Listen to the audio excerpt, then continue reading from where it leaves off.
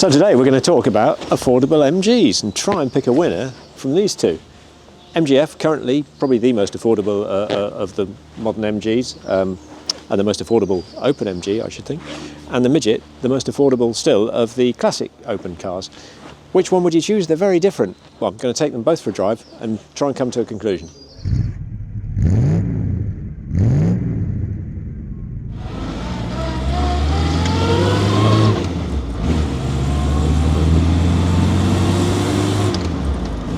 One thing you immediately notice about the Midget is its size. I mean, compared to the MGF, it's always going to be a bouncier ride, but of course, it doesn't have the hydrogas, does it? So, you know, there you go. The thing with the Midget is its size and its bounciness and the noise and everything. It always makes you feel like you're going a lot faster than you are.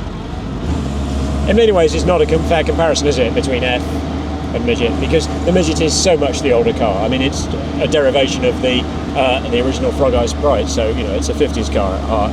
But that's not to knock it, because it's got everything that's good about 50s cars. There's a real immediacy to the Midget, which you don't get even in the B. It just feels more sort of alive, you know. It is really small, and you're definitely in touch with the road, and the steering shakes, and, you know,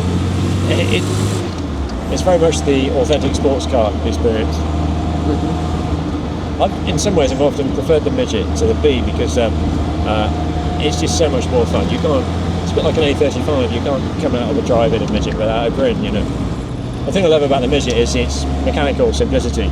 You've got the A series engine, 1275 version here, longitudinal engine, rear drive, manual box. What more could you want? The early sprites of Midgets with the smaller engines weren't that exciting, but the 1275 just had enough power to make it fun, and it does feel brisk, you know. I mean, like I say, the great thing about the Midget is you don't have to drive it like your hair's on fire to have fun. You're always going a little bit slower than what you think. But that doesn't matter, does it? Because you think you're doing 100 miles an hour, you look down, you're doing 50. That doesn't matter. It's great fun, the Midget. And, you know, the ride is bouncy compared to the B, and certainly compared to the F. But it's all right. And the car's small, it's compact, but it's nothing like as intimidating as something like a Caterham. Majority of Midgets you'll drive are either 1275 or 1500. And the 1500 is all right. It is the more powerful car, but it does somehow lack the character of the A series. And the A series in this instance, it's lovely. It's just a free revving engine. It's got all the power you need for a car like this, and it's great. In many ways, this era of Midget is the ultimate. You've got the chrome bumpers, you've got the A series engine. It's such fun. If it wasn't my car, I'd have slid it around that roundabout. But this is too nice to drive like that. It's a really original car.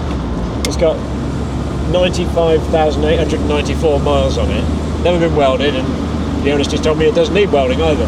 So that's an unusual Midget. A lot of them have been restored. And you can always tell, I've driven so many classic cars over the years, you can always tell when a car's been taken apart and put back together again. No matter how well it's been done, somehow it's not quite the same as the original factory-built car. There we go. It's not that fast, but it feels it. That's what it's all about. So probably grinning, aren't I? Yeah? You definitely have to drive the Midget more than the F. By that I mean you have to concentrate a lot more. You've got to be aware that you are driving a car that doesn't have the dynamics of a 90s car like the F. You know, the steering isn't as precise, the brakes aren't as sharp, you know. Crash safety isn't as good, is it? So, you know, and that concentrates the mind, and, you know, again, that's part of the fun, isn't it? Of course, so many Midgets are modified. You know, people do all sorts of things to Midgets. I've driven them with K-series engines in and all sorts, and you know, it's rare to find a standard one, actually. This one's got the wooden dash, but that's at all. It's otherwise standard. Downsides of the Midget, well, it is cramped. I'm 6 foot and I can drive it all right, but we just tried to get one of my colleagues in who's a bit over 6 foot, and he was struggling a bit. So you've got to be aware of the limitations, but otherwise, not a problem. Think of it as being more like the Cappuccino and the Honda Beat of the world, rather than the MX-5. But just like any classic MG vehicles, you can get all the parts you need for the Midget.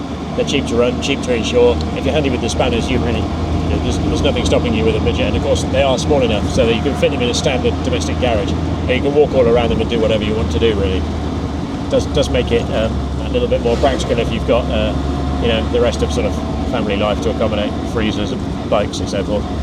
It is a world away from the F, but in many ways it's not a fair comparison because they are so very different. But I can see why you might consider both of them in the same brand. The Midget will give you just as much fun. Just don't expect to be as comfortable. Well, compared to the Midget, the MGF is, of course, immediately very, very different. Interestingly, though, they're both developed from other things. You know, the Midget was developed from the Sprite, and the MGF was developed from, well, Metro, really. You know, you've got a front Metro subframe without an engine, and you've got a rear Metro subframe without the steering, and, you know, that's how they put it together. And it worked amazingly well. One of those things born of slight desperation that the British car industry was so good at, that actually, you know, worked out being more than the sum of its parts. A good MGF is really good. They're immediately much bigger than the Midget. Much more refined, of course. You've got hydrogas in the original F. The TF had coil springs and had a bouncy ride like the Midget, but the F just has the hydrogas, and its ride comfort is in a different world from the Midget, as you'd expect, really, from its age.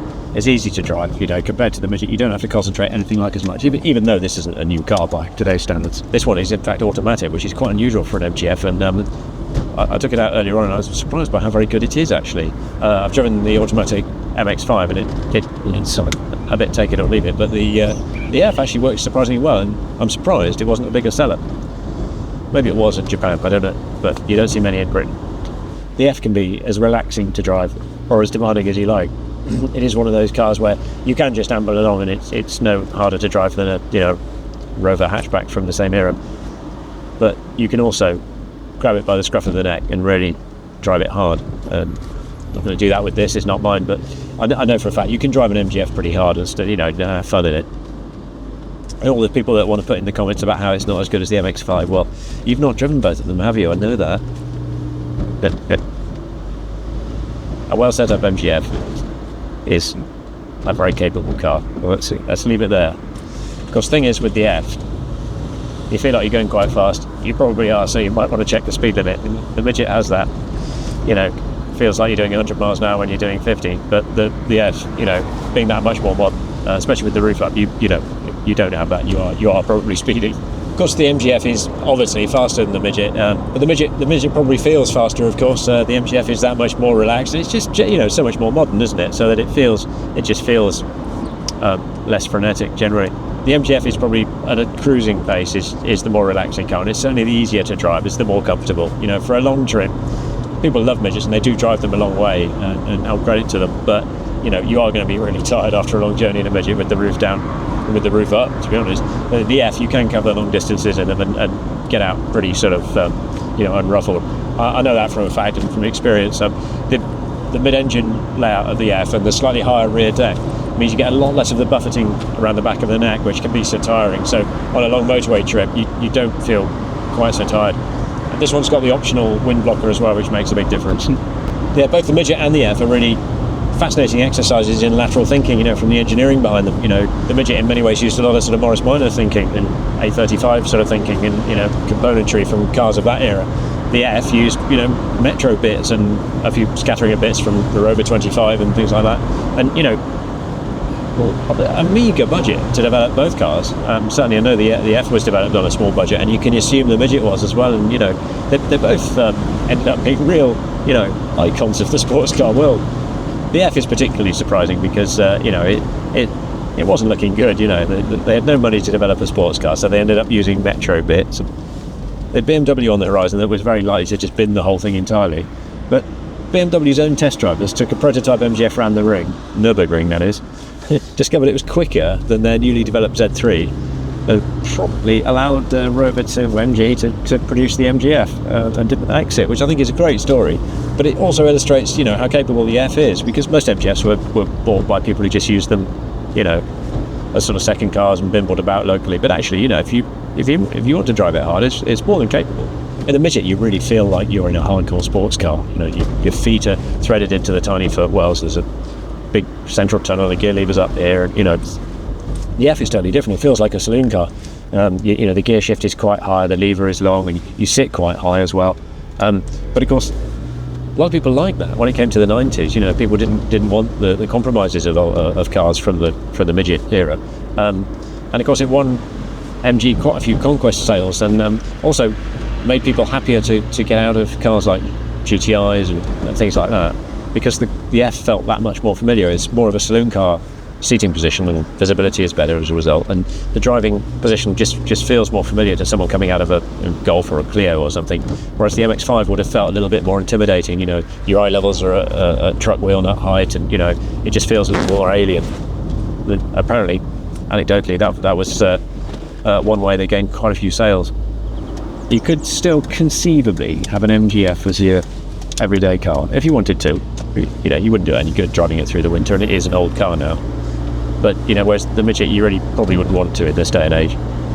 But that's the big difference between the two. They're both quite affordable though. It makes it difficult to choose. You know, you might conceivably be choosing between the two at any given price point. £3,000 buys you a lovely MGF. You know, it'll also buy you a respectable Midget. Personally, I'd spend a little more on the Midget and get the A series model, just because it's just got that more classic flavour. But there's a lot going for the 1500 as well. And I probably wouldn't spend that much on an MGF. I'd buy a cheaper one and tidy it up. But that's just me. So is there a winner? Well, I think in the best primary school sports day tradition, there are two winners, really. You can't really choose one of these over the other, in all fairness. But they both stack up as valid entry-level MGs today as they did back then. So if you want the classic style, the Midget is the more affordable car, and it is still as much fun as it ever was. It's more affordable than a B or an A or a C or anything like that, and you will have as much fun as any of those bigger classic MGs for less money. The F, though, stands up as a modern usable car. I mean, like I said, you could use it all year round if you wanted to. So if that's your thing, and you don't have the funds or the space for a second or a third car, then the F still stacks up as a really good choice, and you will have as much fun as you would have in the Midget, just in a very different way, and you'll be a little bit more relaxed about it as well. So if you want to see more slightly odd MG comparisons with me not reaching a verdict, like and subscribe.